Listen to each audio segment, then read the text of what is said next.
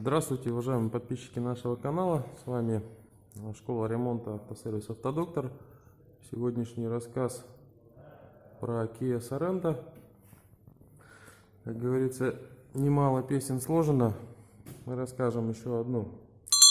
Распространенная проблема на этих машинах, на этих моторах. Бензиновый двигатель.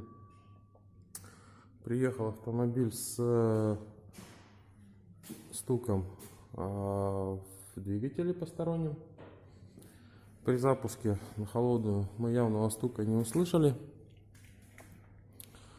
Едва он прогрелся, начал исходить стук от фазорегулятора, потрескивание такое характерное. Соответственно, предварительно мы посмотрели уровень масла больше нормы.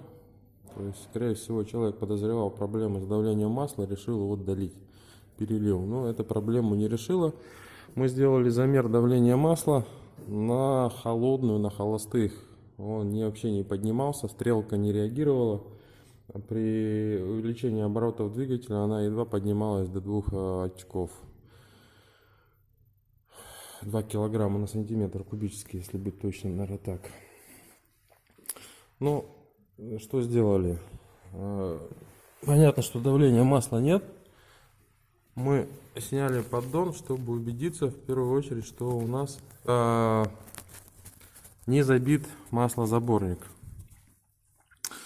То есть, в принципе, очевидно видно, маслозаборник не забит, он чистый.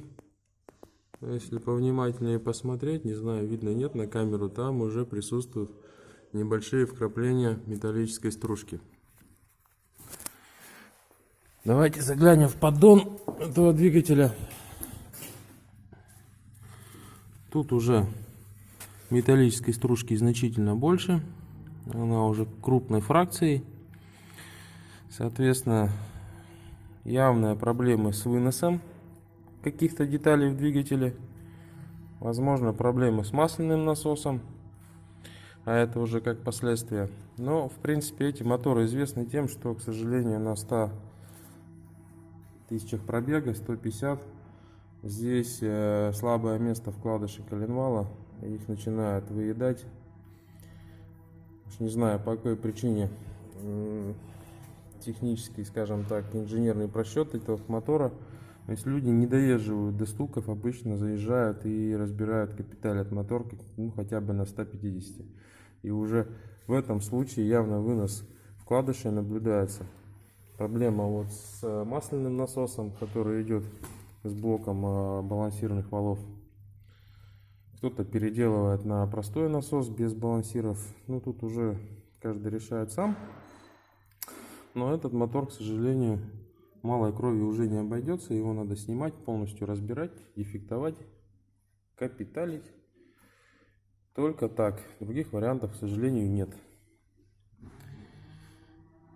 Увы и ах, но очередной мотор в капиталку. Всем всего доброго. Будем, если мы капиталить этот мотор, постараемся снять продолжение этого ролика. Но тут уже будет зависеть от клиента. Готов, не готов. Ставьте лайки, подписывайтесь на канал. Всего доброго, до новых встреч.